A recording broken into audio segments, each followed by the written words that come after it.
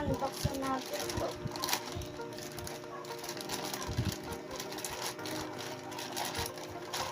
Ito. Yung wig. Bubuksan natin yung wig. Ito yung wig natin. May kasama na siyang makeup tops. Parang siya masuot. Ay, hindi. Nakapadoob lang siya sa loob ng wig. Parang hindi siya sabog-sabog. Tapos, ito. Ito yung nilalagay sa hair para pasok lahat ng hair mo. Tapos, ito yun. So, maganda. So, kulot-kulot. Kulot, diba?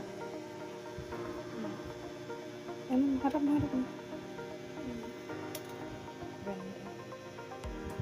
Tingnan mo.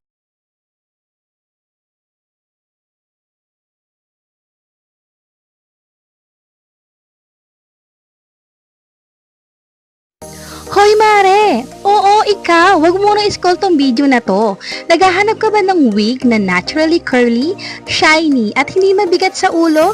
Kung ikaw ay nagko-cosplay, pues, nandito na ang wig na para sa iyo. Worry no more dahil may ganitong uri na ng wig na affordable at high quality. Dati pangarap ko lang magkaroon nito. Ngayon, meron na ako. Sobrang happy ko talaga. So ikaw Mare, ano pang hinihintay mo? Mag-check out na. O diba? Bagay na bagay talaga. Look natural. Napakaganda talaga ng wig na to. So check out na.